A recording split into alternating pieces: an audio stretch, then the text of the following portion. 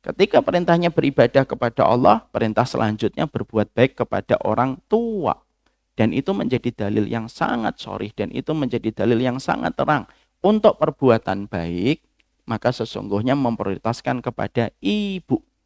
Supaya apa? Kalau istrinya mendapati ini dan itu berat bagi seorang perempuan, ya Allah gitu.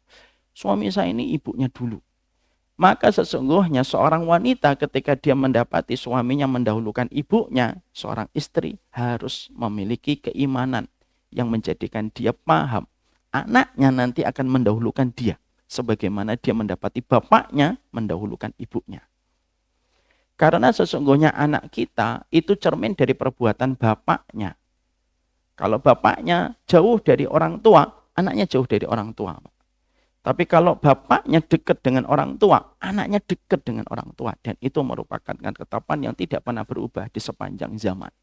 Selamat datang di channel Tauhid Istiqomah. Semoga video ini bisa membawa berkah untuk kita semua. Amin. Kita pada kesempatan hari ini, sebelum kita lanjutkan, saya menyampaikan potongan dari kajian kita pekan lalu. Saya menyampaikan bahwasanya doanya Nabi Ibrahim ketika mendoakan ibu dan bapaknya, ini menunjukkan kepada kita bahwasanya seorang laki-laki tidak ada kepatuhan yang paling besar dan ketaatan yang paling agung kecuali ketaatan kepada ibu dan bapaknya. Dan ini melebihi bagaimana dia memberikan ketaatan atau memberikan kedudukan kepada istrinya. Karena sesungguhnya Nabi Ibrahim dikisahkan pada ayat ini, beliau mendoakan ibu dan bapaknya. Mungkin ada yang lupa, Ustadz bukannya bapaknya Nabi Ibrahim musyrik. Maka sesungguhnya doa ini ada beberapa tafsir. Ketika Nabi Ibrahim mendoakan orang tuanya, maka sebagian ulama mengatakan satu, doanya Nabi Ibrahim pada surat Ibrahim 41 ditujukan kepada ibunya karena ibunya beriman dan tidak ditujukan kepada bapaknya ketika sudah meninggal dunia.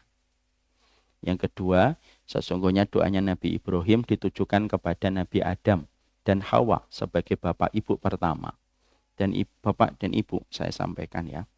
Ada kemiripan, ada benang merah antara Nabi Ibrahim keluarganya dengan Nabi Adam dan Hawa.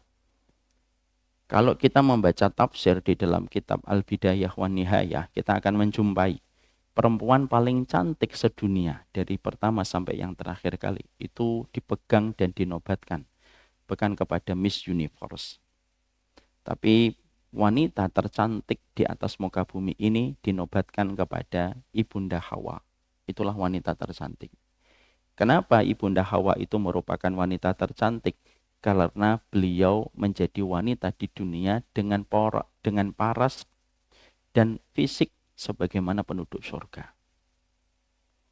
Kemudian dilanjutkan kembali. Siapa wanita yang mewarisi kecantikan Ibunda Hawa? Wanita yang mewarisi kecantikan Ibunda Hawa itu adalah Sarah, istrinya Nabi Ibrahim. Sarah itu memiliki kecantikan yang para ulama dan ahli sejarah mengatakan paling mirip dengan Ibunda Hawa. Dan itulah istrinya Nabi Ibrahim alaihi salam. Maka kita mendapati bahwasanya pada Nabi Ibrahim dengan ketika beliau berdoa, maka sebagian ulama mengatakan itu merupakan doa yang ditujukan kepada Adam dan Hawa. Walaupun ini pendapatnya agak paling jauh. Ada yang ketiga, Pak, pendapat yang mengatakan bahwasanya ini ditujukan kepada orang tua sebelum orang tuanya meninggal dunia. Dan ketika meninggal dunia, bapaknya dalam kondisi musyrik dan ibunya masih beriman. Ini sekaligus pula memberikan kepada kita faedah. Mendoakan orang tua walaupun musyrik diperbolehkan selama belum meninggal dunia. Kalau sudah meninggal dunia, maka sesungguhnya dibedakan antara orang tua yang musyrik dengan orang tua yang muslim. Orang tua yang musyrik selesai, tidak lagi bisa mendoakan. Orang tua yang muslim masih bisa mendoakan dan kita kewajibannya mendoakan setiap waktu kepada orang tua selama dia dalam kondisi muslim hingga meninggal dunia. Ini yang kita dapatkan. Sekarang kita mendapati doanya Nabi Ibrahim itu banyak didominasi mendoakan kepada ibu dan bapaknya. Itu menjelaskan bahwasanya ada kedudukan dan posisi yang berbeda antara seorang anak laki-laki dengan anak perempuan. Anak laki-laki, Pak, sebelum dia menikah, sampai dia punya anak, berapapun istrinya, maka sesungguhnya tetap pintu surga dia itu terletak kepada ibu dan bapaknya. Dan itu terletak kepada ibunya yang pertama kali dengan tingkat keutamaan 3 kali daripada kedudukan bapaknya. Itulah yang pertama. Allah, Rasul, ibunya, bapaknya. Itulah tingkatan ketaatan seorang laki-laki. Ini yang terkadang sering kita tidak ketahui dan tidak kita sadari. Maka kedudukan seorang perempuan dan posisinya perempuan sebelum menikah dan sesudah menikah terjadi perubahan. Di mana perubahan ini tidak berlaku kepada laki-laki. Perempuan ketika sebelum menikah maka sesungguhnya dia Allah, Rasul, ibunya, dan bapaknya. Itu terjadi sebelum dia menikah. Walaupun mungkin bapaknya itu yang bertanggung jawab hisab atas apa yang terjadi sama kehidupan putrinya, tetap ketaatan itu diberikan kepada ibunya 3 kali lipat daripada kepada bapaknya. Tapi kalau dia sudah nikah, seketika berubah. Maka dia memberikan ketaatan Allah, Rasul, suaminya, baru ibu dan bapaknya. Makanya kata-kata Rasulullah Shallallahu Alaihi Wasallam yang sangat terkenal di dalam satu sanad yang sahih, dan ini menjadi ujian besar bagi perempuan. Rasulullah mengatakan, "Lau kanat bihi qurhatun falahasatha ma adat haqqahu syai'a."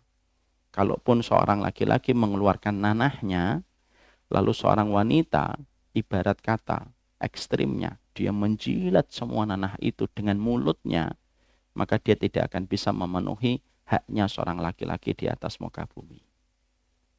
Saking besarnya kedudukan seorang suami pada kehidupan seorang wanita.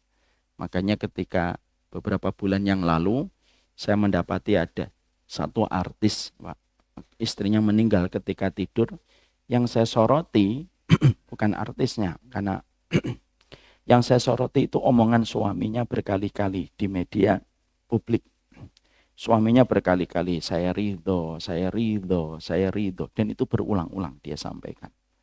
Kalaulah ada seorang laki-laki ditinggalkan seorang istri, lalu laki-laki itu secara tulus mengatakan dari dasar hatinya, saya ridho dia menjadi istriku, maka sesungguhnya tidak ada tempat bagi wanita semacam ini, kecuali tempat kembalinya adalah surga. Dengan 8 pintu yang menggoreskan namanya, dan dia bisa memasuki dari pintu mana saja ketika memasuki surga. Dan inilah ujian terberatnya perempuan, yaitu ketaatan yang dia berikan kepada suaminya. Doanya Nabi Ibrahim ini juga memberikan kepada kita tentang visi, bahwasanya Nabi Ibrahim itu menempatkan orang tua sebagai bagian dari visi hidupnya. Bahwasanya Nabi Ibrahim sebelum dia menyebutkan walil mu'minin, maka dia menyebutkan wali walidayya.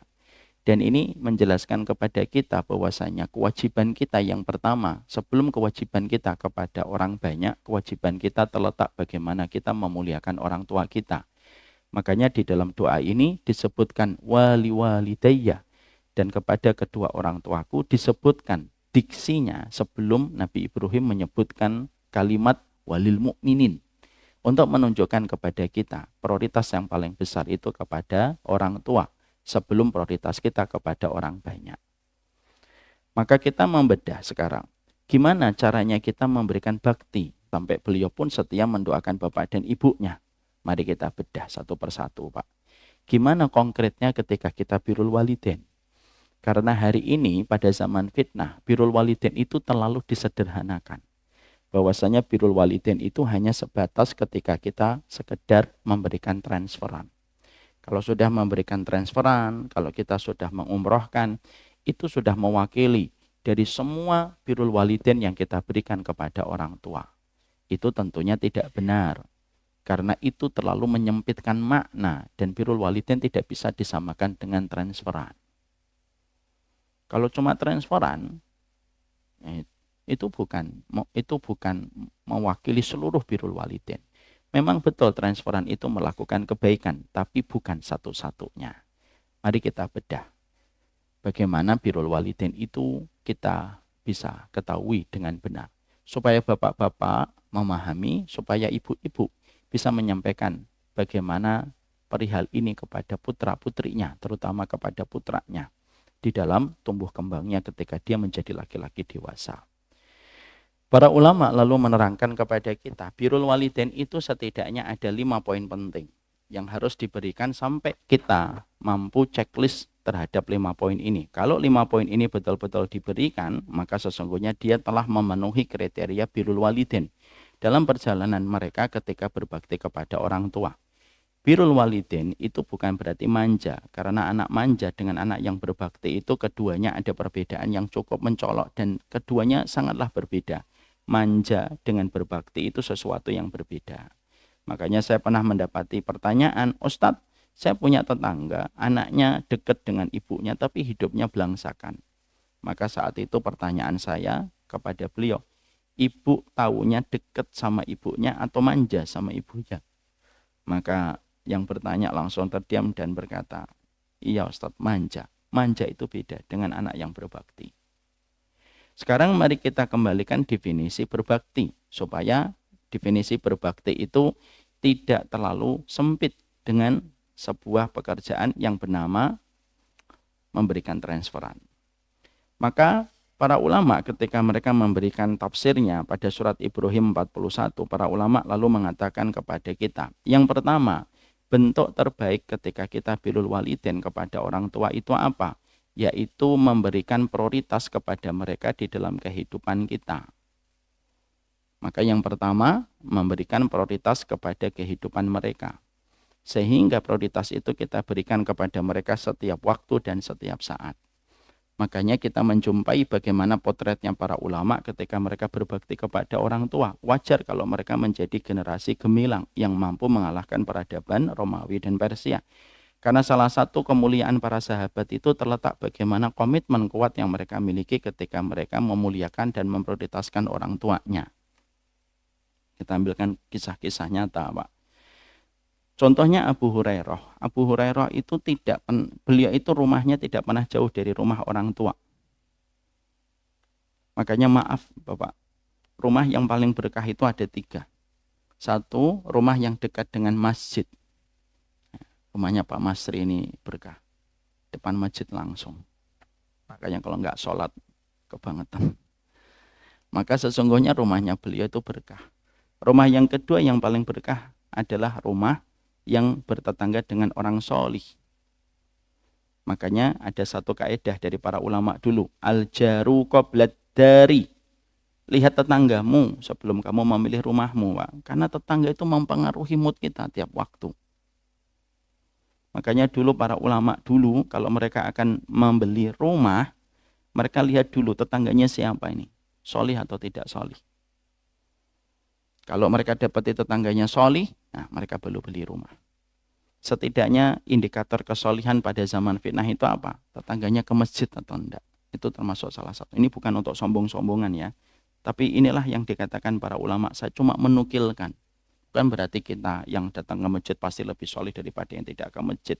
Hanya Allah yang tahu. Tapi indikator kesolihan itu ada pada kehadiran dia ke masjid. Makanya Abdullah bin Mas'ud mengatakan, idza ra'aita rajul fil masjid, kalau kamu melihat seseorang laki-laki sudah di masjid, falyashhad, maka saksikanlah keimanan yang dia miliki. Maka yang kedua, lihatlah siapa tetangganya. Kalau dia bertetangga dengan orang yang solih, itu rumahnya berkah, Pak. Dan sudah sering saya menyampaikan kan, kalau kita bukan hanya bertetangga dengan orang solih ketika hidup, bahkan ketika meninggal pun kalau bisa, tetangga kubur kita itu orang solih. Itulah kenapa Abu Bakar dimakamkan di dekat Rasulullah. Dan itulah kenapa Umar bin Khattab meminta supaya dimakamkan di dekat Abu Bakar dan di dekat Rasulullah. Karena Imam Qurtubi, salah satu ulama besar, beliau mengatakan bertetangga di dalam kubur dengan orang solih itu lebih utama daripada kamu bertetangga dengan kuburan orang yang tidak solih. Makanya boleh kita nanya, kalau orang tua kita meninggal, nanti dimakamkan di mana? Kita tanya, ini kuburan siapa? Ini kuburan siapa? Ini pelaku dosa besar enggak? Ini pelaku dosa besar enggak? Dan kita boleh untuk memilih kalau ada orang mati bunuh diri, dikuburkan, jangan dikuburkan di sampingnya. Bukan bermaksud untuk menghinakannya, Tapi sesungguhnya bertetangga dengan kuburan orang soleh itu lebih utama. Yang ketiga, indikator keberkahan pada rumah kita. Yang ketiga itu apa? Rumah yang dekat dengan orang tua. Makanya kita menjumpai Abu Hurairah, rumahnya berdekatan dengan rumah orang tuanya. Makanya saya kalau memberikan nasihat pernikahan, selalu saya sampaikan, kalau menikah, kalau bisa memilih rumah, jangan jauh-jauh dari rumah orang tuanya. Karena supaya kita bisa memprioritaskan apa yang kita berikan kepada orang tua, supaya pernikahan kita merupakan hadiah untuk orang tua kita di masa senja. Makanya itulah yang menjadikan kita memahami birrul walidain yang pertama bagi seorang laki-laki itu apa? Memprioritaskan. Makanya kita mendapati bagaimana para ulama dulu ketika mereka sudah bicara tentang ibunya, mereka memiliki hal yang luar biasa. Kita mendapati ada salah satu cicitnya Nabi, namanya Ali bin Husain bin Ali bin Thalib. Itu cicitnya Nabi Muhammad. Beliau orang yang sangat takzim kepada ibunya, tetapi tetangga-tetangganya itu notice beliau terhadap satu hal. Apa yang mereka notice? Kami kok tidak pernah menjumpai kamu makan sama ibu? Jawaban Ali bin Husain bin Ali bin Thalib radhiyallahu anhum itu luar biasa. Maka saat itu cicitnya Nabi berkata, aku tidak pernah mau makan bersama ibuku. Karena aku khawatir nanti kalau aku makan bersama ibuku, lalu ibuku melirik lauk yang telah diliriknya, dan aku tidak menyadari lauk itu telah dilirik oleh beliau, lalu aku mengambil lauk itu. Dan aku akan menyesal ketika melakukan itu. Masya Allah. Ini menunjukkan bahwasanya tingkat prioritas mereka sebesar itu. Makanya Abdullah bin Mas'ud radhiyallahu anhu, pernah beliau ketika sedang berada di dapur dipanggil sama ibunya. Abdullah bin Mas'ud, ulama di antara para sahabat, ambilkan aku minuman. Maka diambilkan minuman oleh Abdullah bin Mas'ud. Ternyata ibunya baru saja meminta minuman langsung tertidur. Dan Abdullah bin Mas'ud memegang minuman itu sampai subuh. Dan tidak tega membangunkan ibunya, dan dia memegang itu gelasnya. Karena beliau khawatir kalau ibunya nanti bangun dan minuman itu tidak ada. Dan itu baru diminumkan kepada ibunya setelah subuh ketika ibunya bangun. Itulah tingkat prioritas yang kita pelajari, itu merupakan bentuk bagaimana birrul walidain kepada kehidupan orang tua. Makanya akhirnya dari situlah kita memahami birrul walidain itu bukan sekedar urusan ketika kita memberikan transferan, tapi bagaimana memprioritaskan.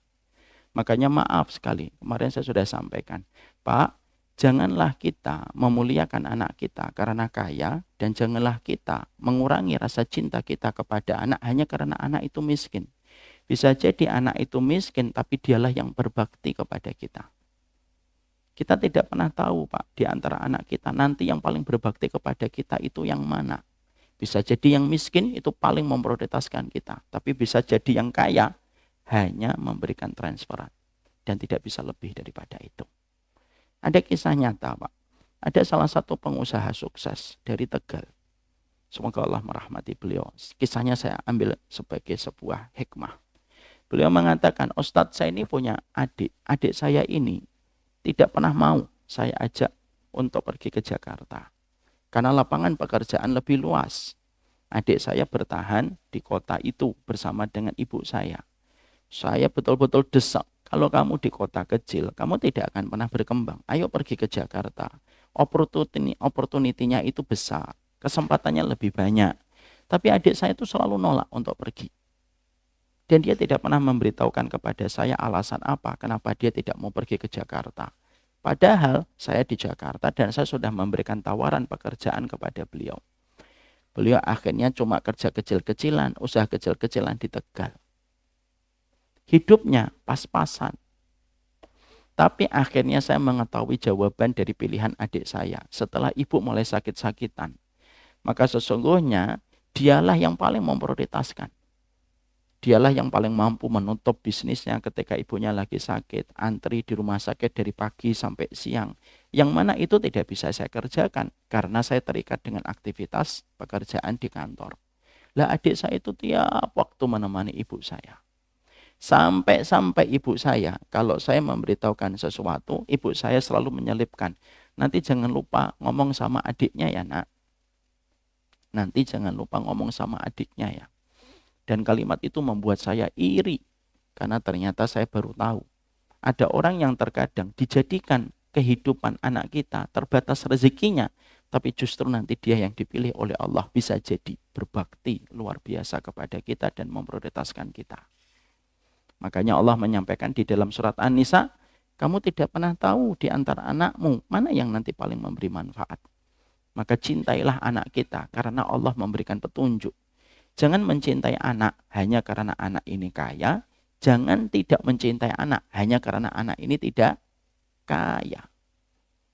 Jangan memberikan loyalitas kecintaan hanya berdasarkan materi. Anak kita tidak salah, Pak. Karena rezeki itu Allah yang menentukan. Mungkin anak kita sudah paling berusaha, tapi apalah daya rezekinya takarannya cuma segitu. Ada di antara anaknya orang tua kita, ada yang kaya. Mungkin karena takaran rezekinya memang banyak.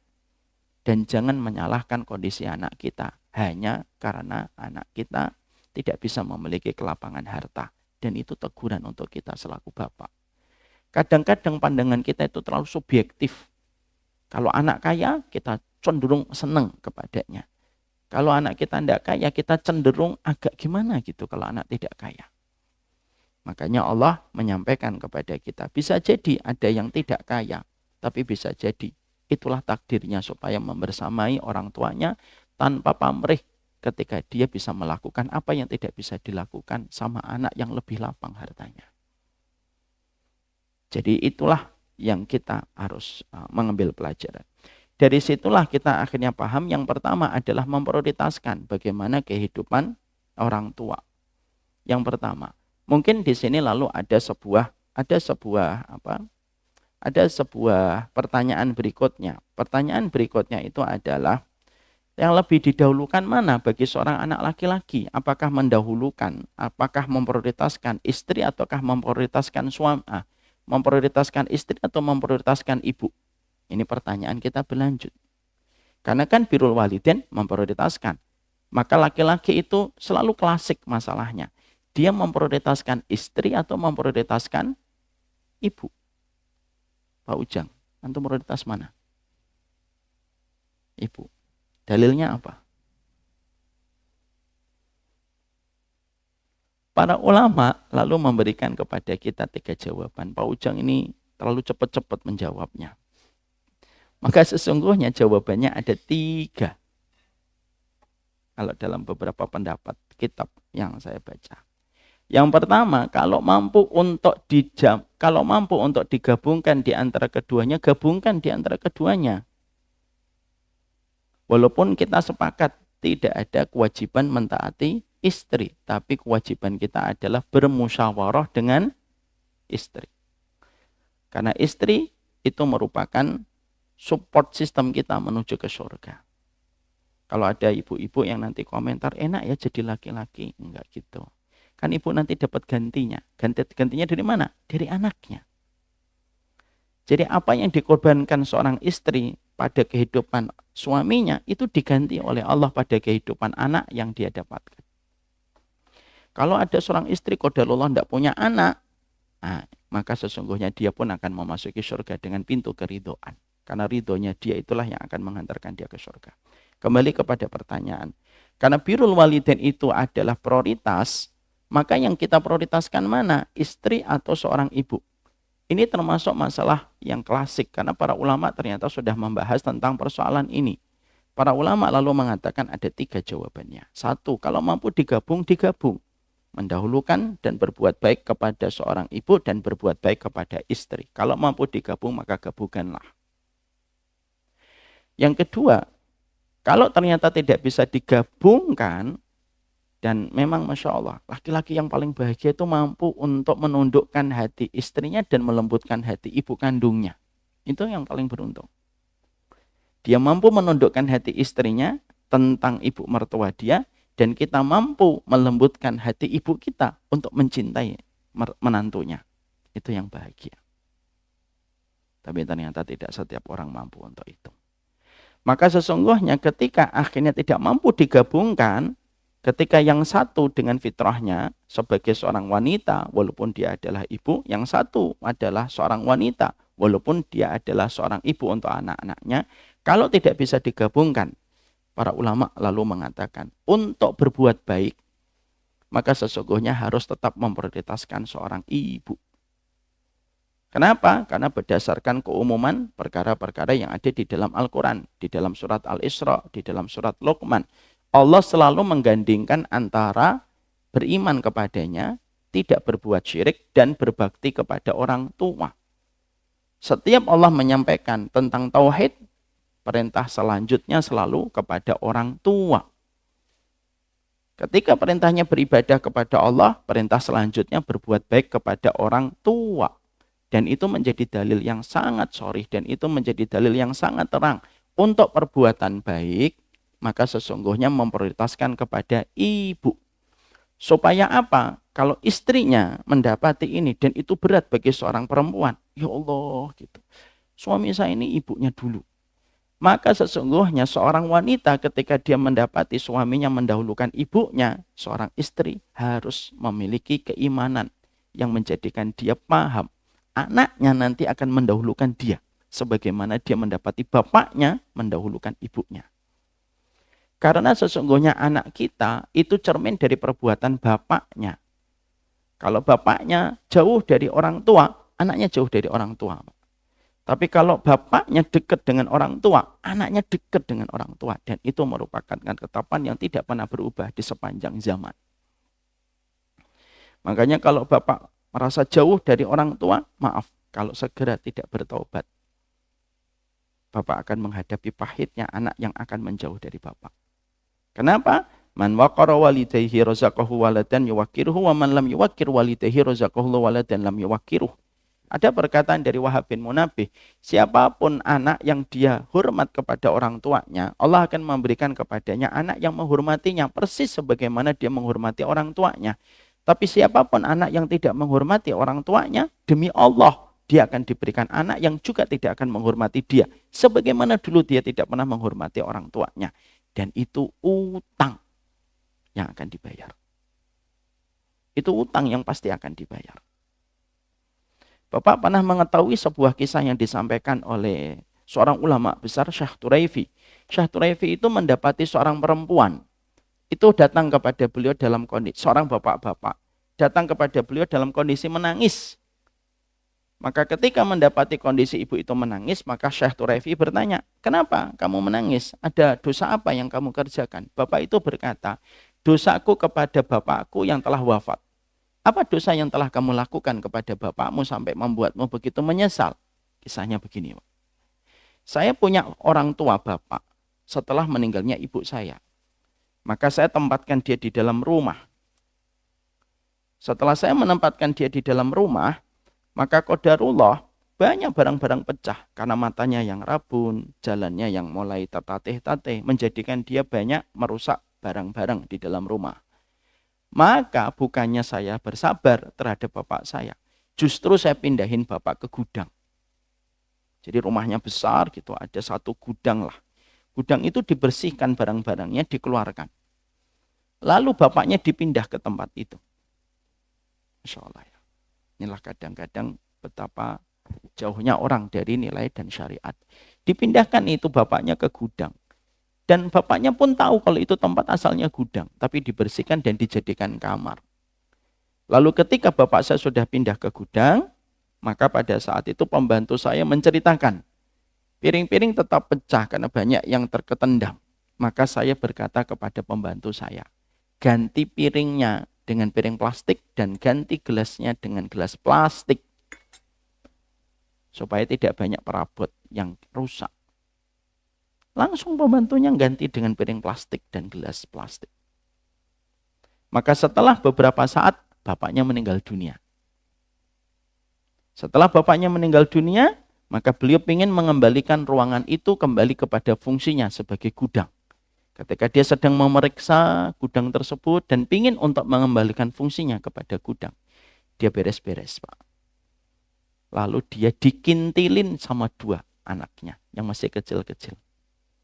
Umur 7 sampai umur 8 tahun. Dikintilin sama itu anaknya. Anaknya ngambil gelas, anaknya ngambil piring plastiknya.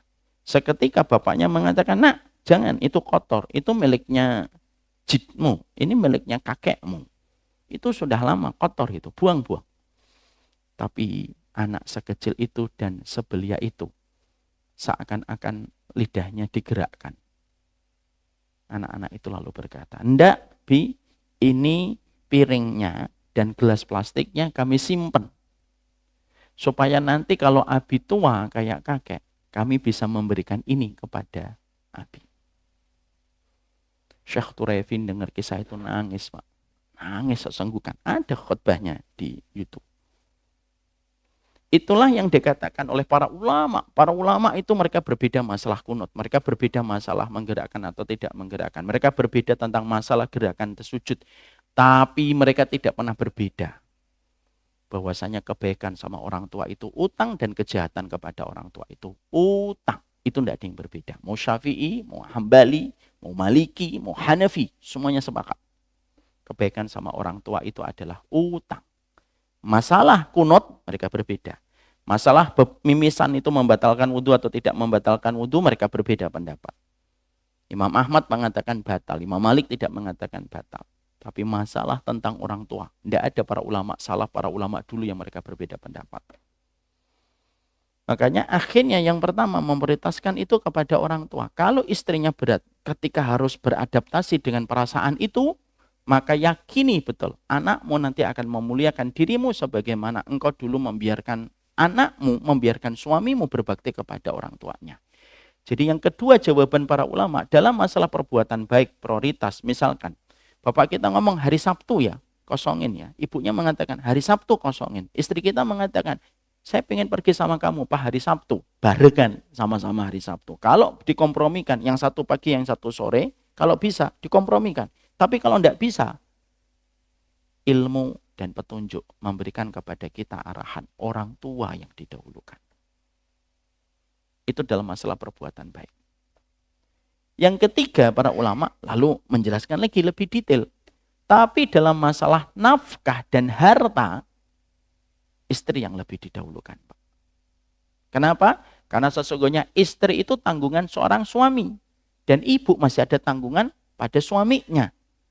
Dan kita akan diberikan status amanah di dalam beban yang Allah berikan kepada kita. Ketika orang yang ada di dalam tanggungan kita itu tidak sampai mereka kelaparan. Makanya dalam masalah rezeki, maka istri dulu. Pastikan rezeki untuk istri kita itu tercover. Makanya ada batasan minimal memberikan nafkah itu. Kalau kita melihat dalam pendapat-pendapat fikih, contohnya di dalam kitab Kifayatul Akhyar, ada kewajiban memberikan daging 1 kali dan telur 1 kali dalam 1 bulan. Itu batasan minimal nafkah. Sudah ngajak makan steak bulan ini Pak? Nah itu minimal 1 kali. Minimalnya 1 kali. Telur 1 kali. Daging 1 kali. Itu batasan minimal kita memberikan nafkah. Jadi urusan nafkah didahulukan istri dulu. Kenapa? Karena dia istri itu kita halalkan, kenikmatan ketika kita membersamainya dan mencampurinya, maka sesungguhnya kenikmatan itu tidak ada yang sepadan kecuali kita memberikan nafkah kepadanya. Lah ibu kita gimana Ustadz? Ibu kita tanggung jawab bapak kita. Lah kalau bapaknya sudah nggak ada, maka sesungguhnya kita memberikan itu kepada ibu kita setelah memberikan kecukupan itu kepada istri kita lebih dahulu. Jadi memberikan kepada istri kita dengan batasan kecukupan, bukan dengan batasan yang maksimal. Karena kalau maksimal memberi nafkah, nggak ada batasan maksimalnya. Nggak ada batasan maksimalnya. Tapi dalam batasan minimal, oke saya memberikan kepada istri saya 700.000, ini sudah cukup ketika dihitung. Makan daging 1 pekan 1 kali, kalikan 4, makan telur, makan buah-buahan, makan sayur, oke. Di total 700.000 karena dia belum punya anak. Sudah cukup. Dia baru boleh memberikan kepada ibunya setelah itu. Kenapa masalah rezeki harus istri dulu Ustaz? Karena dia tanggungan kita Pak. Dan kita mencampurinya. Dan mencampuri istri itu ada sesuatu muqabil, ada sesuatu yang harus sepadan yang kita berikan kepada istri kita atas akad ketika kita menikmati apa yang ada pada istri kita. Dan untuk masalah istri semacam itu. Konteksnya lalu berlanjut, gimana kalau ada orang tua memerintahkan anaknya untuk bercerai? Nah, ini ada dua pendapat para ulama. Pendapat sebagian para ulama mengatakan kalau orang tuamu menyuruh berpisah, pisah. Berdasarkan dalil dua. Satu, dalilnya Nabi Ibrahim. Ketika Nabi Ibrahim itu mendapati istri pertamanya Nabi Ismail dalam kondisi tidak baik. Apa indikator tidak baiknya istri pertama Nabi Ibrahim? Istri pertamanya Nabi Ismail.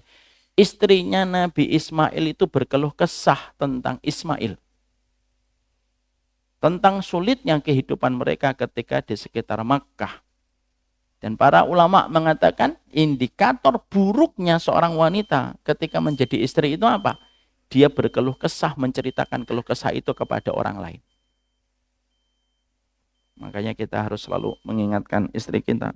Kamu boleh kecewa, kamu boleh tidak suka, tapi tidak boleh menceritakan apa yang menjadi kekurangan seorang suami kepada siapapun, Mbak.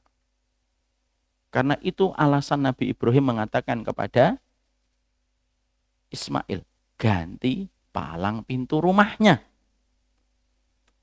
Dan pada saat itu Nabi Ismail tidak berada di dalam rumah. Ketika akhirnya balik, maka akhirnya beliau tahu untuk mengganti palang pintu itu artinya berpisah dengan istri yang pertama. Alhamdulillah yang mendengarkan instruksi itu adalah Nabi Ismail. Mungkin kalau yang mendengar kita, ya betul-betul kita ganti palang pintunya, Pak. Langsung kita calling itu kusen kayu, ganti palang pintunya. Ketika akhirnya Nabi Ismail mendapatkan istri yang keduanya, karena Nabi Ismail gagal di istri pertama, dalam tanda petik. Ya, makanya akhirnya hukum perceraian itu beragam dalam Islam. Maka akhirnya beliau menikah dengan istri kedua. Dan ketika istri kedua ditanya sama Nabi Ibrahim, indikator pertanyaan Nabi Ibrahim itu tidak mungkin berdasarkan kepada nafsu. Pertanyaan Nabi Ibrahim itu menunjukkan kualitas ujian seorang perempuan. Ditanya, gimana kehidupanmu bersama Ismail? Kehidupan kami dicukupi oleh Allah, diberikan kebaikan. Ketika jawaban istrinya semacam itu, maka seketika Nabi Ibrahim ridho. Dan beliau berkata kepada istrinya yang kedua Nabi Ismail, maka suruh suamimu untuk menjaga palang pintunya dan jangan diubah lagi palang pintu ini. Nah, itu menjadikan dalil sebagian ulama bahwasanya kalau seorang bapak dan ibu memerintahkan berpisah, boleh untuk memenuhi dan memprioritaskan dari permintaan orang tuanya. Dalil yang kedua, apa?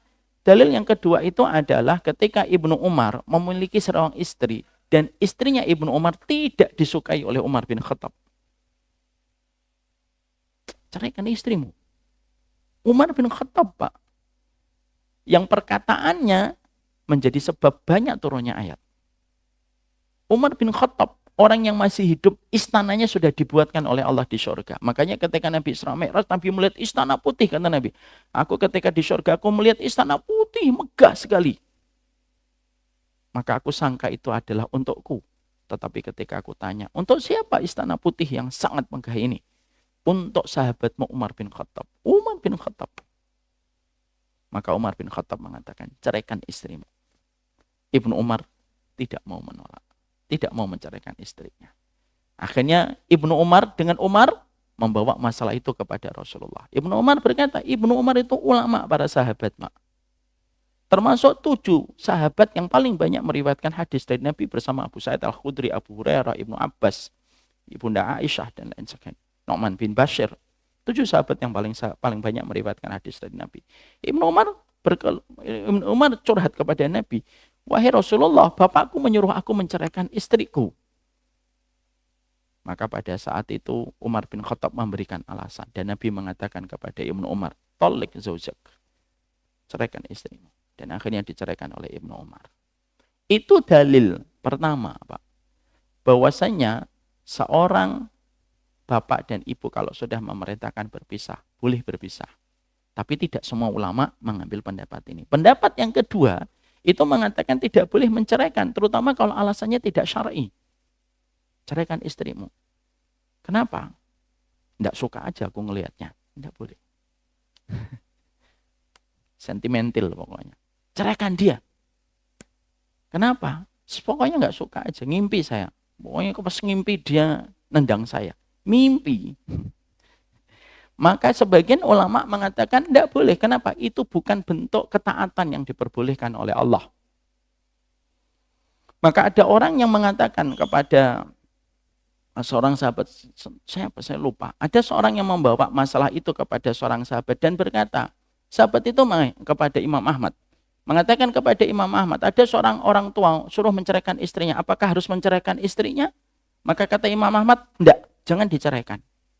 Lalu orang ini berkata, dulu Ibnu Umar itu ketika diperintahkan untuk menceraikan oleh Umar bin Khattab, dia menceraikan istrinya setelah lapor kepada Nabi. Imam Ahmad lalu menjawab, kalau bapakmu kayak Umar bin Khattab dan dirimu kayak Ibnu Umar, boleh. Dan bapakmu bukan Umar bin Khattab dan kamu bukan Abdullah bin Umar, maka pertahankan istrimu.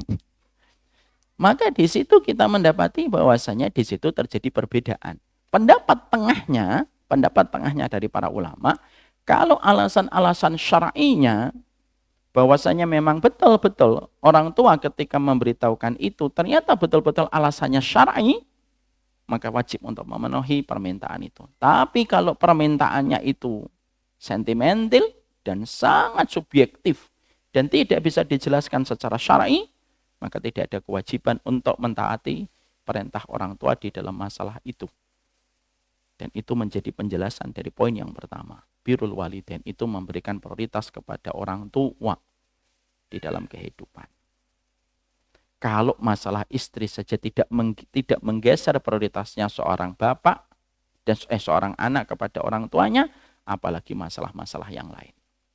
Dan itu merupakan hal yang pertama. Yang kedua, apa yang kita lakukan di dalam kitab Birrul Walidain? Yang kedua di dalam kitab Birrul Walidain itu adalah mensolihkan diri kita semampu mungkin. Karena kesolihan kita selaku seorang anak itu memberikan kelapangan barzah kepada kehidupan orang tua kita, Pak. Semakin bapak solih, semakin lapang kuburan dan semakin bahagia orang tua kita.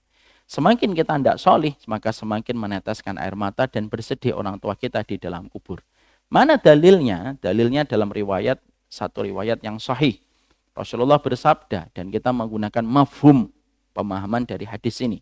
Nabi mengatakan innal mayyita yu'adzabu bi bukai ahlihi. Mayit itu disiksa oleh Allah gara-gara tangisan anaknya dan tangisan keluarganya. Bapak meninggal dunia, anaknya meratap, Pak. Bapak yang disiksa. Ibu meninggal dunia, anaknya meratap, pukul-pukul pipinya, pukul-pukul itu pukul-pukul dadanya gitu sampai bergulung-gulung masuk selokan. Ya.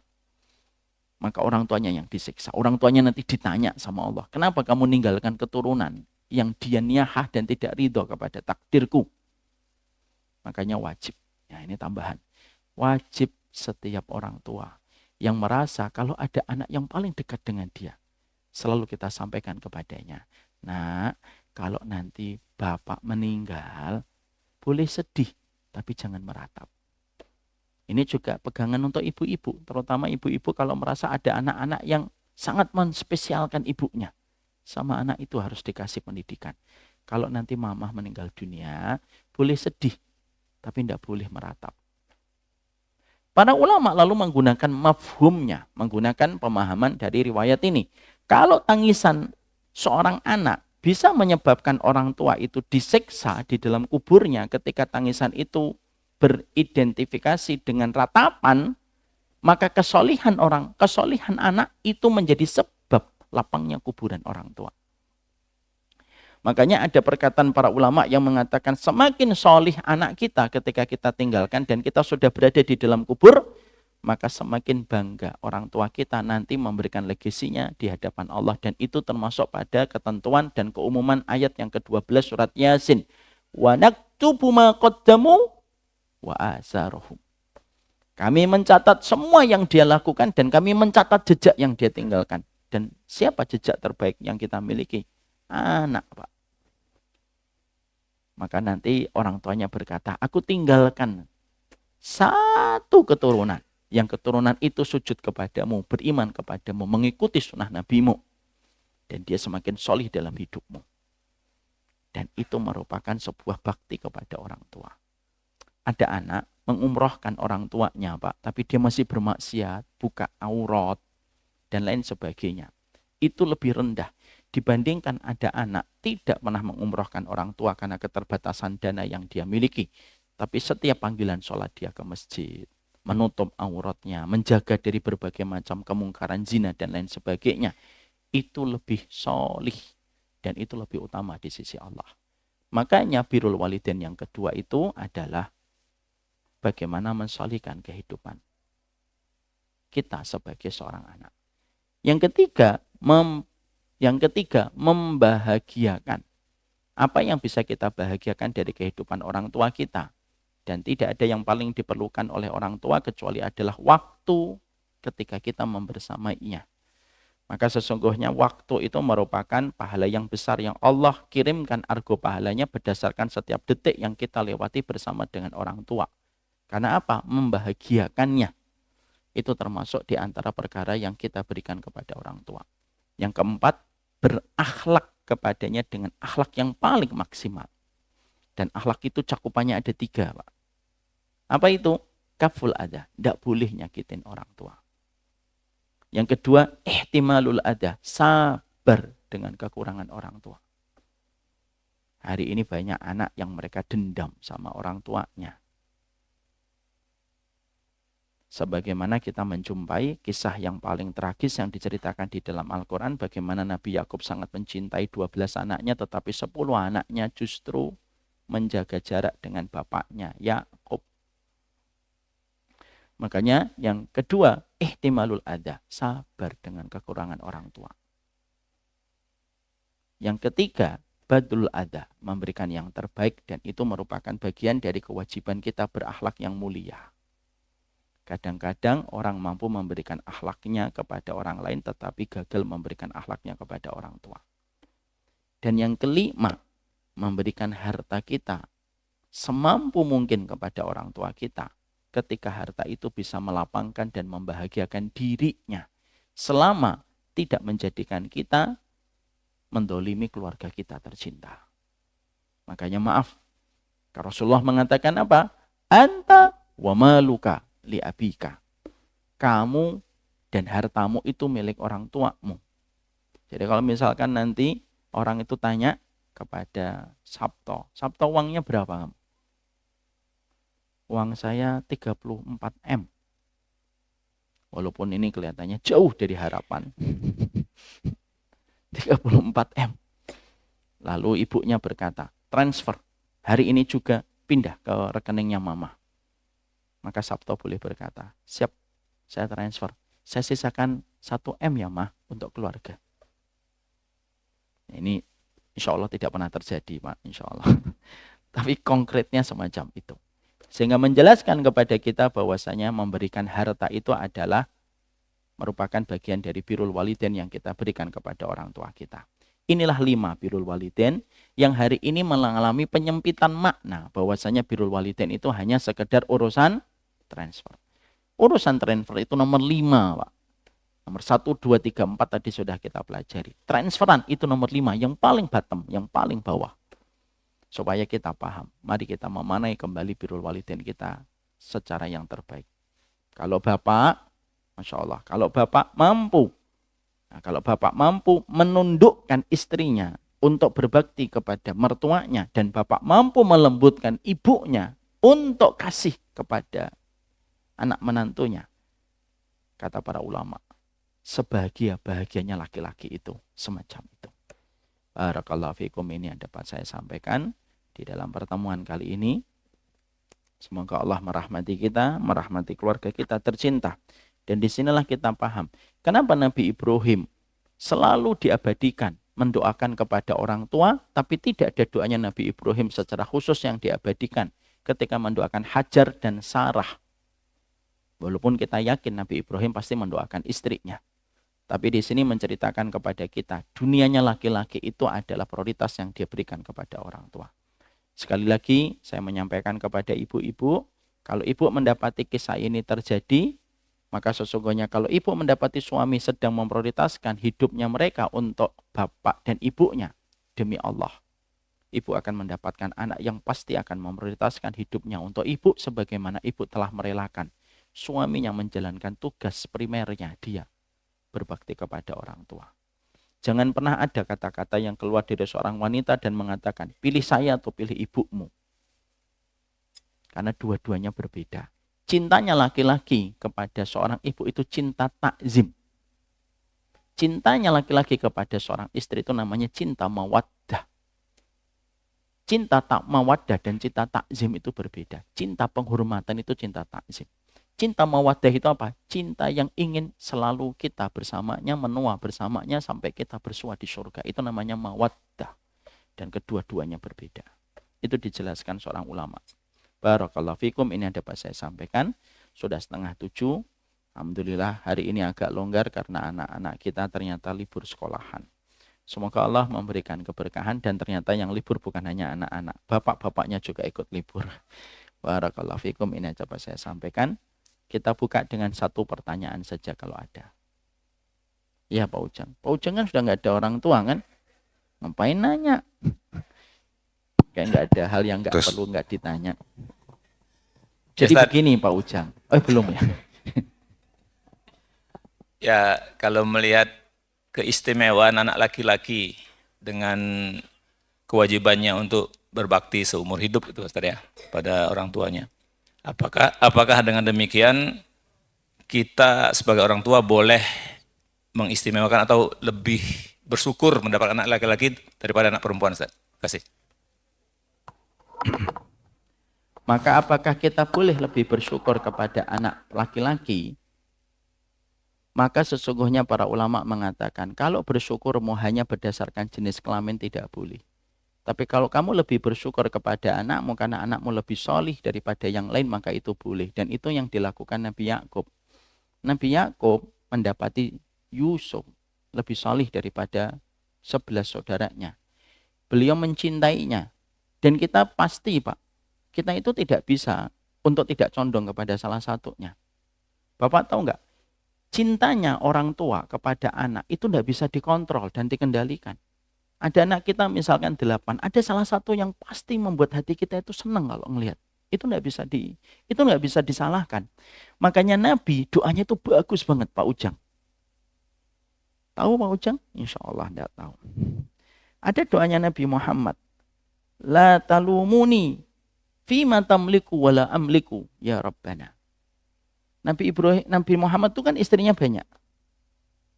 Maka Nabi Muhammad itu berkata di dalam doanya, ya Allah, jangan cela aku terhadap apa yang engkau miliki dan aku tidak miliki. Apa itu yang dimiliki oleh Allah tetapi tidak dimiliki Nabi Muhammad? Cintanya beliau kepada Aisyah lebih besar daripada cintanya beliau kepada istri yang lain. Padahal semua istrinya Nabi itu cantik, Pak. Pak Ujang. Sofiyah cantik dari Mesir. Zainab, Ummu Salamah yang dikatakan paling tua saja cantik. Sampai Ibunda Aisyah ngomong, aku tidak pernah merasa cemburu ketika ada seorang wanita yang akan dinikahi oleh baginda Nabi, kecuali ketika aku mendengar Nabi akan menikahi Ummu Salamah. Karena bekas rona-rona kecantikannya masih sangat terlihat, kata Ibunda Aisyah.